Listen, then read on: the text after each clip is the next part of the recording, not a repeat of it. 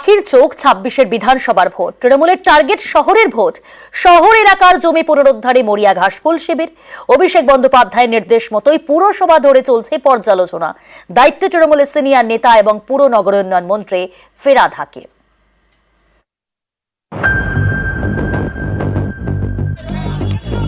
পুরসভায় যারা দায়িত্বে আছেন, পঞ্চায়েতে যারা দায়িত্বে আছেন, তাদের কর্মীদের কথা ভাবতে হবে, নিজের কথা ভাবলে চলবে না।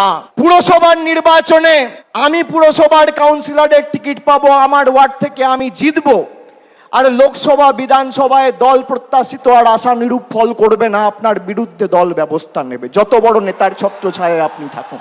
গায়ে গতরে আপনি যে পরিশ্রম আপনার নির্বাচনে করেন, সেই পরিশ্রম প্রত্যেকটা নির্বাচনে করতে হবে।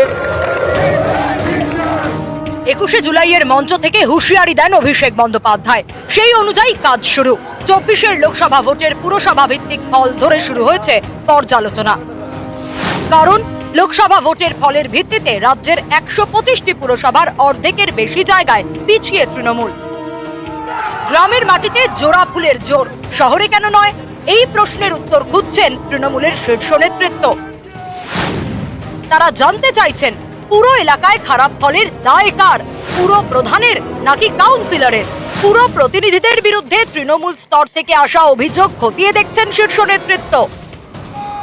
জল, রাস্তা, নিকাশি এই প্রধান পুরো পরিষেবাগুলি মিলছে কিনা তার রিপোর্ট চেয়েছেন তৃণমূলের শীর্ষ নেতৃত্ব। পাশাপাশি গুরুত্ব দেওয়া হচ্ছে কাউন্সিলরের ভূমিকা নিয়ে। নেতৃত্ব জানতে চাইছেন কাউন্সিলরকে ডাকলেই কি পাওয়া যায়? কাউন্সিলরের ভাবমূর্তি কেমন? উন্নয়নে পুরো প্রধানের ভূমিকা কেমন? অভিষেকের নির্দেশে এই পর্যালোচনার কাজ শুরু হয়েছে। এই যে ১-১.৫ মাস কোন রাজনৈতিক কর্মসূচিতে আপনারা আমাকে দেখেননি, তার কারণ পর্যালোচনার কাজে আমি ব্যস্ত ছিলাম। আগামী ৩ মাসের মধ্যে এর ফল আপনারা দেখবেন। পুরসভাগুলির সঙ্গে কথা বলার গুরু দায়িত্ব দেওয়া হয়েছে তৃণমূলের সিনিয়র নেতা ফেরহাদ হাকিমকে। তিনি কলকাতা পুরসভার মেয়র এবং পুর নগরোন্নয়ন মন্ত্রী। ইতিমধ্যেই তিনি বৈঠক শুরু করে দিয়েছেন। মঙ্গলবার ফেরহাদ বৈঠক করেন সিউড়ি পুরসভার কাউন্সিলরদের সঙ্গে। কিছু কিছু পৌরসভা মানে ওয়ার্ডে মানুষের সাথে যোগাযোগের কোনো খামতি হয়তো ছিল, সেগুলো আরো নিশ্চিত করে দেওয়ার জন্য যাতে ডোর টু ডোর যায়, মানুষের সাথে যোগাযোগ করে এবং মানুষের কনফিডেন্স এবং তার কোনো অভাব অভিযোগ থাকলে সেটা যাতে অ্যাড্রেস করা হয়, বা চেয়ারম্যান না হলে আমার কাছে যাতে নিয়ে আসা হয়। পৌরমন্ত্রী হিসেবে এটা আমার দায়িত্ব। সব পৌরসভার কার কি অসুবিধা না অসুবিধা এটা আরেকবার করে রিভিউ মিটিং করছি।